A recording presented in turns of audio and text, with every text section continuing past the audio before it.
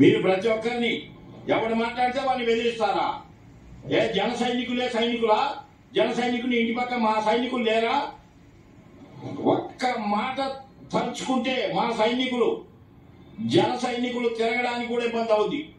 మీరు రౌడీలాలు వచ్చి కన్నలు పట్టుకొని దాన్ని పట్టుకొని కొట్టడం కాదు. మొగోళ్ళు అయితే పేరు చెప్పి రావాలి, అరే పలానా వాళ్ళు ఇంటికాడికి వస్తామని.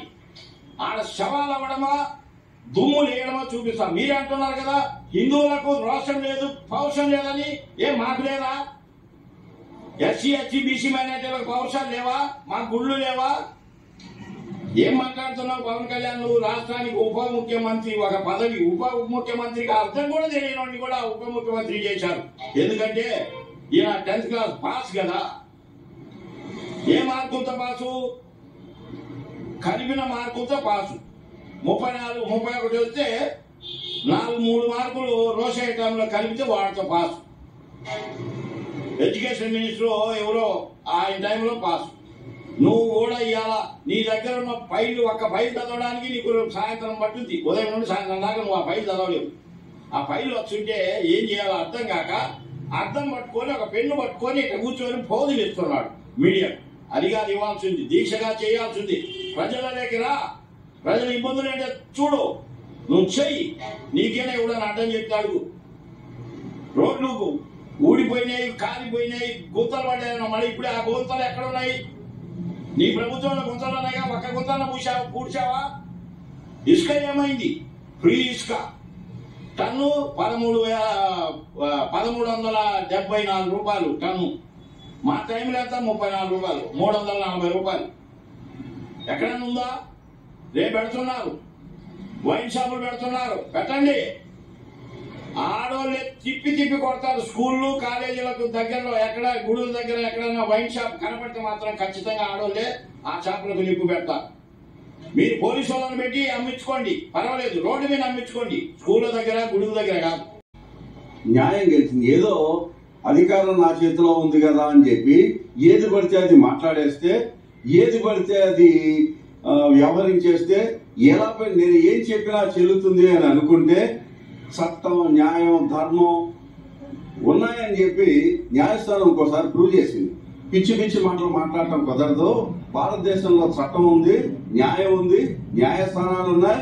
వీటిలన్నిటి ఇవి డిసైడ్ చేస్తాయి. కానీ నీ సొంతగా ఏదో మాట్లాడేసి రాత్రి ఏదో కలగనేసి ఆ కలగన్న మాటలు తీసుకొచ్చి జనాల ముందుకు చెప్పి ఒప్పించి ఏదో రకంగా నమ్మించి కులం ప్రాతిపదికన, మతాల ప్రాతిపదికన జనాల్ని విడగొట్టేసి నోటుకొచ్చినట్టు ఏది పడితే అది చేసేసి జనాల్ని ఇబ్బందులు పెడతాను అంటే ఇది భారతదేశంలో ఉన్నది ప్రజాస్వామ్యబద్ధమైనటువంటి ప్రభుత్వాలు ఉన్నాయి.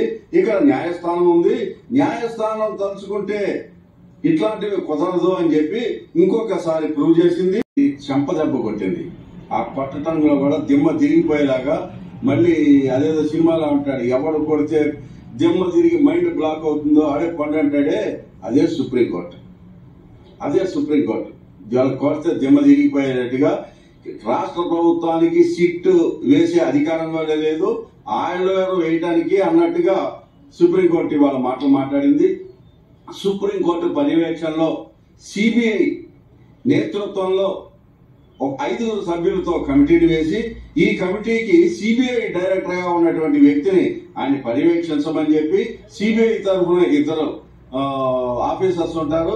అలాగా ఈ రాష్ట్ర ప్రభుత్వం నుంచి కూడా 2 ఆఫీసర్స్ ని దానిలో పెట్టి 5వ వ్యక్తిగా ఫుడ్ అండ్ సేఫ్టీ అధికారులని అసలు దీనిలో కలిసిందా కలవలేదా ఆ టెక్నికల్ ఆస్పెక్ట్స్ ని పర్యవేక్షించడానికి ఫుడ్ అండ్ సేఫ్టీ అధికారులను ఒకరిని పెట్టమని ఈ 5గురితో కమిటీ వేసి ఈ 5గురు కమిటీని సిబిఐ డైరెక్టర్ పర్యవేక్షించమని ఎప్పటికప్పుడు ఏం జరుగుతోంది అనే విషయాన్ని సుప్రీంకోర్టుకు తెలియజేయమని చెప్పి చాలా పకడ్బందీగా ఇవాళ సుప్రీంకోర్టు ఇచ్చినటువంటి తీర్పు ఏదైతే ఉందో అదే రాష్ట్ర ప్రభుత్వానికి చెంపపెట్టు లాంటిదనే అనుకోవాలి. దీనిలో గతంలో చంద్రబాబు నాయుడు గారు మాట్లాడిన పిచ్చి పిచ్చి మాటలు, పవన్ కళ్యాణ్ గారు చేసేటువంటి దీక్ష ఇవన్నీ ఉట్టివే అని, అబద్దాలని చెప్పి ఏవి కావాలని జనాల్ని విడగొట్టడానికి కులాల ప్రాతిపదికన వాళ్ళ సొంత అవసరాలు తీర్చుకోవటం కోసం పార్టీకి లబ్ధి చేకూర్చుకోవటం కోసం చేసేటువంటి నాటకాలుగా ఇవాళ సుప్రీంకోర్టు తీర్చినట్టుగా మనం డిసైడ్ చేసుకోవాలి.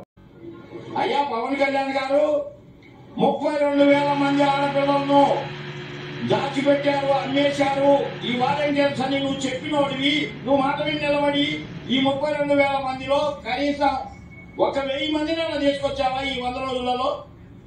ఎక్కడున్నావు చెప్పు, తీసుకురాగలుగుతావా నువ్వు?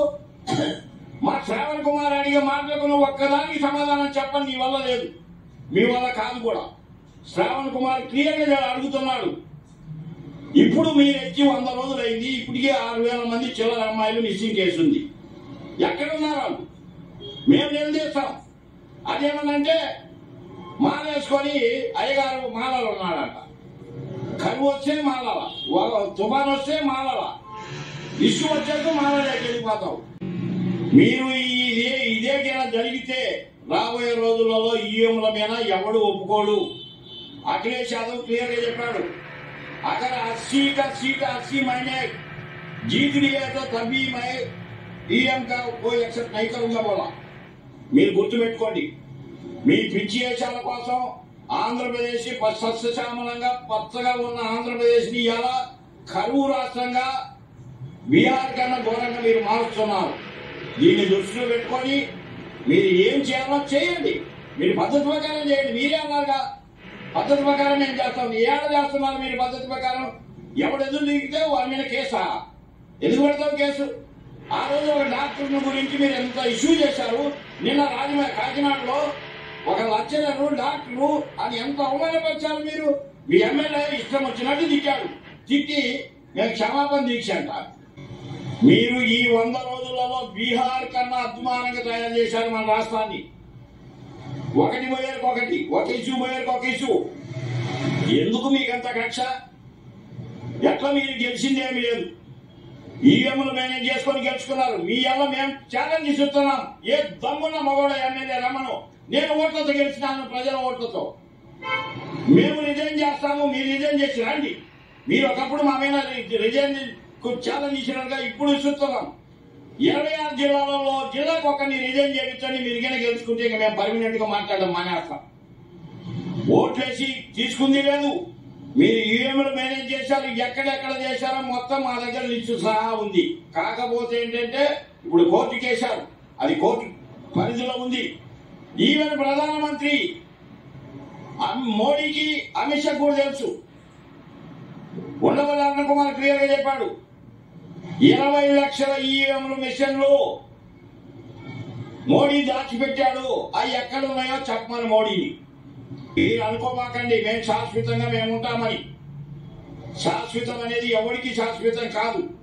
ఇవాళ మేము పక్కకు వచ్చాము, మీరు ఎక్కారు, రేపు నువ్వు వెళ్ళిపోతావు, మేము వస్తాం. ఇదే ఒకరికొకరు విదేశాలు పెంచుకుంటూ వెళ్తే రాష్ట్ర పరిస్థితి ఏమవుతుందో చూసుకో. పిచ్చి ఆలోచనతో మాట్లాడి మీ ఇష్టం వచ్చినట్టు చేస్తున్నారు. ఎస్సీ ఎస్టీ బీసీ మైనార్టీలు మేము కూడా తిరగబడితే ఒక్కడు కూడా రోడ్డు మీద తిరగలేడు, గుర్తుపెట్టుకోండి. ఎస్సీలు కూడా తిరగబడితే ఒక్కడు కూడా రోడ్డు మీద తిరగలేడు. నువ్వు అనుకుంటున్నావు నేనే రాజును, మక్కలు ఎరగొడతాను, పక్కలు ఎరగొడతాను అంటున్నావు. మరి ఈ 100 రోజులలో ఎంత మంది మీద దౌర్జన్యాలు జరిగినాయి, ఎంత మంది నువ్వు పక్కలు ఎరగొట్టావు, పొడికి ఎరగొట్టావు చెప్పు. పిచ్చి ఆలోచనతో మాట్లాడి మీ ఇష్టం వచ్చినట్టు చేస్తున్నారు. ఎస్సీ ఎస్టీ బీసీ మైనార్టీలు మేము కూడా తిరగబడితే ఒక్కడు కూడా రోడ్డు మీద తిరగలేడు, గుర్తుపెట్టుకోండి. ఎస్సీలు కూడా తిరగబడితే ఒక్కడు కూడా రోడ్డు మీద తిరగలేడు. మీరు ఆ పరిస్థితికి తీసుకొచ్చారు. లడ్డులో 5 సంవత్సరాలు గవర్నమెంట్ అప్పుడు ఎక్కడ రిపోర్టు కంప్లైంట్ లేదు. రోజుకి ఎంతమంది వస్తున్నారు తిరుపతికి మీకేమన్నా తెలుసా? ఇళ్లలో కూర్చొని ఏసీలలో కూర్చొని అమ్మాయిల పక్కన కూర్చొని మాట్లాడేటోడు కూడా రాజకీయ నాయకుడు. కష్టపడి దేశ రాష్ట్ర ప్రజల కోసము భవిష్యత్తు కోసం ఆయన ఎంత కష్టపడుతుంటే మీరు అంత విషం చిమ్ముతున్నారంటే అసలు మీరు మనుషుల కింద లెక్కేసుకోవాలా?